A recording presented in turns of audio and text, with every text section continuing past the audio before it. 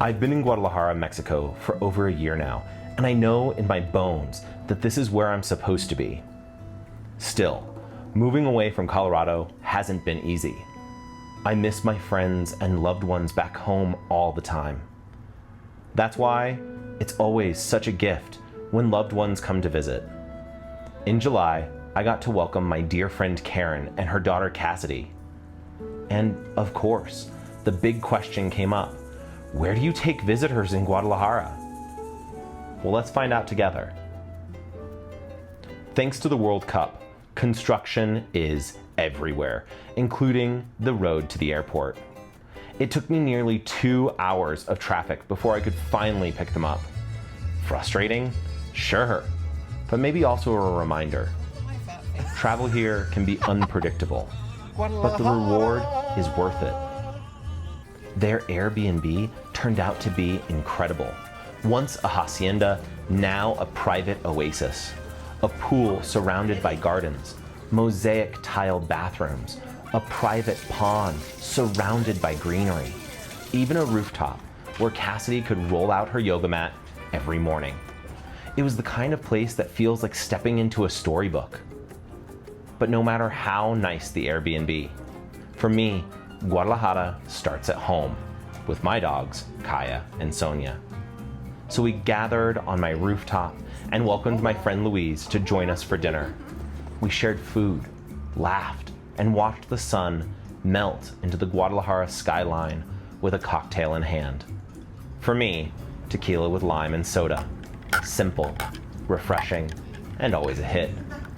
Then, because Guadalajara nights are best seen from above, we went to Piso Siete, or the 7th floor, a rooftop bar at the Hilton Doubletree. The view of the Cathedral of Guadalajara glowing under the moonlight was breathtaking. Inside, the walls are covered with art, the service is flawless, and the energy is everything you want your first night to be. A perfect start.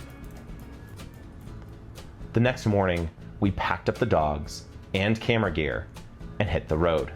But as soon as we left the city, clouds gathered and the rain came down. But Jalisco rainstorms are dramatic, quick to arrive and quick to leave. And when they do, they leave behind the lushest, greenest countryside you can imagine. Rolling hills, fields of agave, and mountains glowing in the distance. Our destination? Lo de Marcos, a quiet beach town about 30 minutes from Sayulita. Less touristy, more tranquil. The Airbnb was a quick walk down the road from the ocean. Donkeys greeted us along the road. Within an hour, we were sitting on the sand, watching the sunset, the dogs running free. The drone went up, waves crashed, the air smelled of salt and fish grilling nearby. What a place to enjoy a breathtaking view in tranquil peace. Dinner that night was fresh fish with Brussels sprouts and beets. Simple, local, and delicious. Morning came and we were off to Sayulita, one of Mexico's colorful surf towns. We found a nice parking spot for the day, and then our first stop. Breakfast, lattes and waffles with maple syrup that instantly transported me back to Colorado mornings. Then it was on to the beach. This time, it wasn't the wild spring break crowds. Midweek Sayulita was calm with gorgeous, golden sand, surfers carving waves in the horizon, and musicians weaving between beach chairs. Kaya cooled off in the water, Sonia found her spot in the sand, and we simply enjoyed the rhythm of it all. At one point, I slipped away, grabbed some basil ice cream, and conducted an interview for 365 Days of Tequila with Aldo, a soulful local voice standing firm against the erosion of peace, tradition, and meaning in a rapidly changing Mexico. That conversation was deep and important, and you can find that interview on my other channel. Link in the description. That night, we regrouped for dinner, then drove back to Lo de Marcos under the glow of a full moon. The following morning was slower. Cassidy practiced yoga on the beach while I walked Kaya along the shore, enjoying the morning calm and embracing the flow of life around me. We then made our way back to Sayulita for a delicious breakfast at the center of town at Choco Banana. We had a full breakfast and a required chocolate banana, and then made our way back to Lo de Marcos to explore the town center. Kaya wandering with us while Cassidy held my older dog Sonia. Lo de Marcos is truly special, especially at this time of the year. The town is peaceful. As you can see, it's the kind of town where you're never more than a few blocks from the ocean, where the pace slows down and the waves invite you to just be. We spent the rest of the day under a shaded bungalow with beers in hand, swapping who watched the dogs as they dug into the sand and who dove into the waves. The water had its surprises. Karen got taken down by a few aggressive waves, but that's the beauty of the ocean. We laughed, she got up, and we all realized the ocean can humble you, but it can also give you memories you'll never forget. Sometimes, the best adventures aren't about doing more, but about letting the world slow down. By the time we packed up, rainbows arched over the mountains as we made our way back to Guadalajara. Back in town, the skies opened and the streets flooded. We needed a warm, comforting meal, so dinner that night was at La Fonda Betty May, a restaurant close to my heart. I'd first eaten here during my beginning days in Mexico. What I didn't know then was that this would be one of its last nights open. The food was great, the company better, but leaving felt bittersweet. Guadalajara gives you treasures, but it also reminds you that nothing lasts forever. Sunday morning, Kaya and I made our way onto Via Recreativa, Guadalajara's car-free festival on Sundays, where the streets transform into a giant community recreational park. We rode by a karate demo at Glorieta Minerva, grabbed birria tacos, Kaya's favorite Sunday tradition, then made our way to see Karen and Cassidy.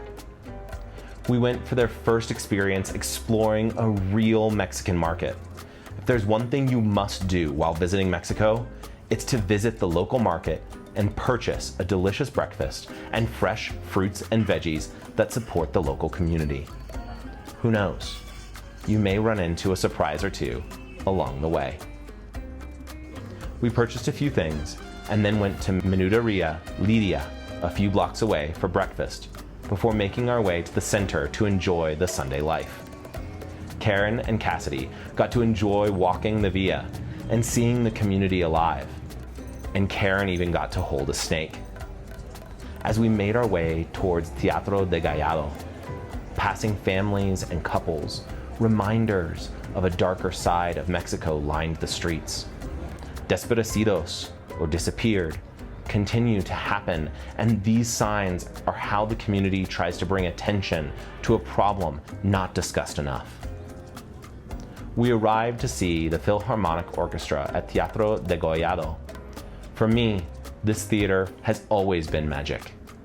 Its inner beauty is breathtaking, but the performance, powerful violins, the thunder of a Steinway piano, and espresso martinis at intermission, an exciting second half, was one that none of us will forget. Walking out, music still echoing in our ears, we were greeted by more songs in the plaza outside. Afterwards, we made our way across town to some local time at a carne asada party with my friends at my buddy Anna's. Alejandro is a boss at carne asada, and it's always a treat to spend quality time with friends. It did start to rain while we were eating, so we gathered things up and continued the party inside, continuing to eat and play a brutal and unhinged game of Uno. Of course, we made a pilgrimage to Tequila. We toured Destilería Los Abuelos, or Fortaleza in the United States, And let me tell you, it was honestly my favorite distillery tour yet. Surrounded by agave fields, guided through a family-run hacienda, and centuries of tradition. And sipping tequila at still strength, it's an experience that stays with you. You watch the tequila making process come alive in front of you. Every bottle here is handmade in Tonalá. The piña-shaped stoppers, painted, glued, and placed by hand. They're not just bottles, they're pieces of art.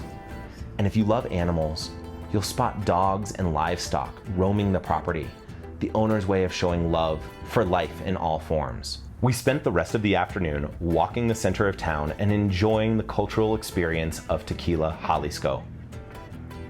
It was great to spend this time with friends and embrace being a tourist.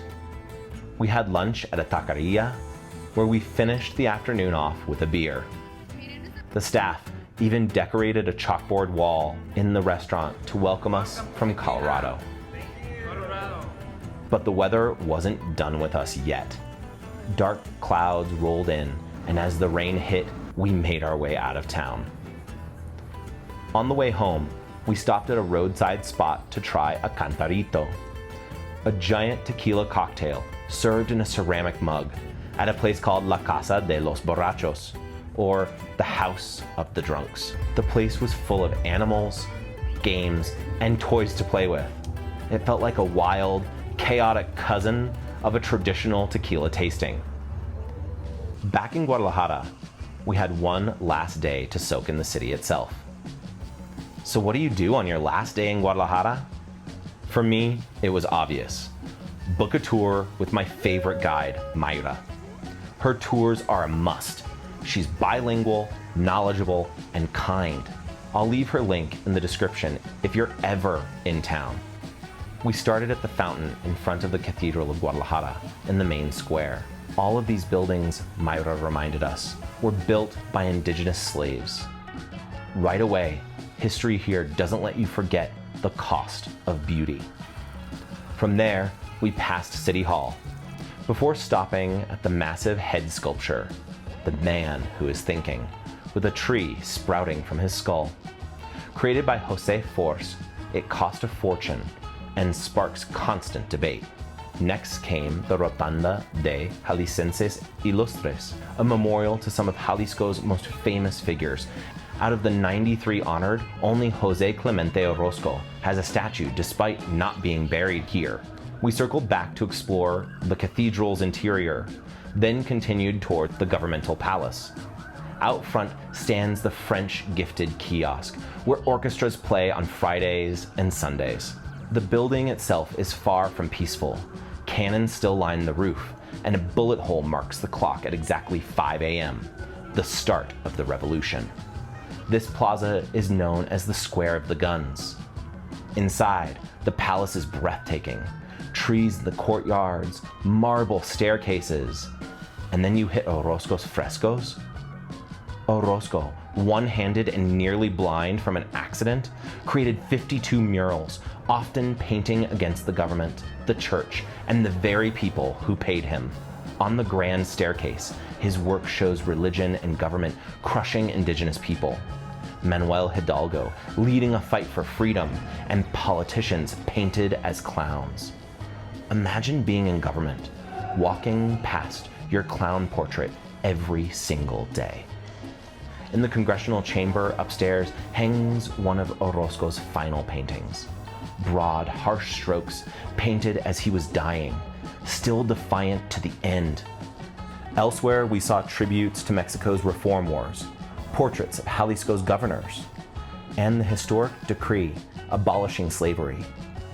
A plaque on a statue read, "Los valientes no asesinan," the brave do not kill, honoring Guillermo Pietro, who once stepped in to save Benito Juarez from a firing squad.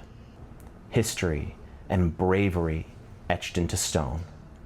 From there, Mayra led us past Teatro Degollado and the playful statues of the peeing children, a reminder of the kids who once escaped the Cabañas orphanage to play in the river. But there are dark stories that hide under lighthearted sculptures. Indigenous people were once gathered and murdered in the same square. We stopped at the city's symbolic statues, once gleaming brass, but painted brown after thieves tried to strip them for gold. And then we reached Hospicio Cabañas. Outside stands the surreal statues of Alejandro Colunga, figures representing those failed by the church, state, or medicine, and another group called the Wizards of the Universe. Inside, the orphanage turned into museum houses Orozco's masterpiece, 57 murals, including the Man of Fire, blazing from the dome, symbolizing both destruction and transformation. Dark, provocative, and unforgettable. Afterward, we took an Uber to Tlaquepaque, the artisan heart of Jalisco. At the town sign, we took photos, then admired the statue of Miguel Hidalgo, leading the revolution. Bird and people flying around him. Freedom carved in bronze. Tlaquepaque is art at every corner. I was fascinated by the surreal sculptures of Sergio Bustamante, Dorito-headed figures and strange animals. His work also appears on the Malecón in Puerto Vallarta. Then came the Regional Museum of Ceramics, once the home of Francisco El Burro del Oro, a notorious drunk said to have 19 lovers. After his murder, the government took the house and gave it to artisans. Inside, we saw tributes to nahuales, mythical beings of Mesoamerica who can shift into animals, protect or harm, and embody the duality of human and supernatural.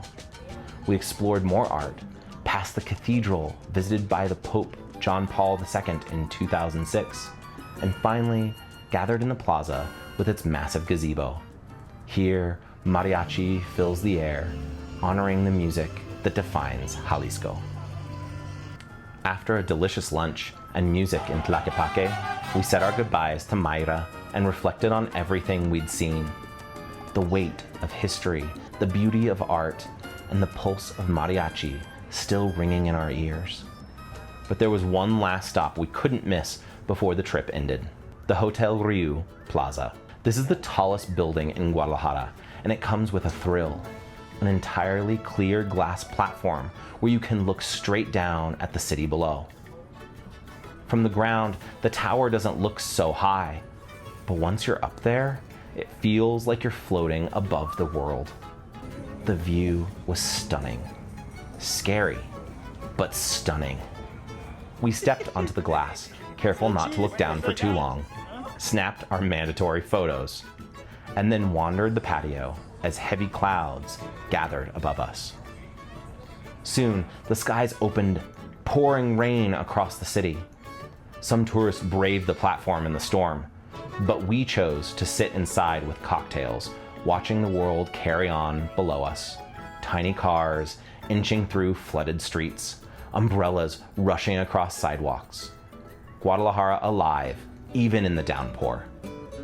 The ride home was slow, through waterlogged streets, but our spirits were high. We ended the visit the way every good trip should end in Mexico, with a mandatory farewell ice cream. I'm proud of this path I'm walking, and grateful I get to share it with the people I love. I hope you viewers were able to build some ideas of things to do on your next visit to Guadalajara. Thank you, Karen and Cassidy, for your visit. I will miss you more than I can put into words. This is Pato's Path. Like this video, press the subscribe button, and follow along to keep walking this journey together.